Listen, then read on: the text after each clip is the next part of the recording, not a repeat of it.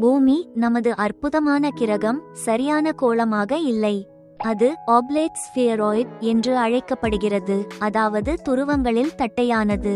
இதனால் பூமியின் விட்டம் துருவத்திலிருந்து மற்றொரு துருவத்திற்கு 43 கிலோமீட்டர் அதிகமாக உள்ளது.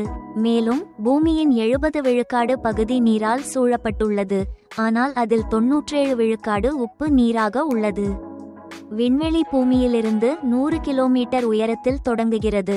இதற்கான எல்லை கர்மான் கோடு என்று அழைக்கப்படுகிறது. பூமியின் உள்ளகத்தில் இரும்பு மற்றும் நிக்கல் நிறைந்த கரு உள்ளது.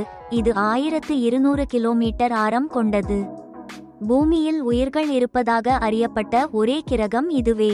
12 லட்சம் விலங்கினங்கள் உள்ளன, ஆனால் 87 லட்சம் இனங்கள் இருக்க வாய்ப்பு உள்ளது.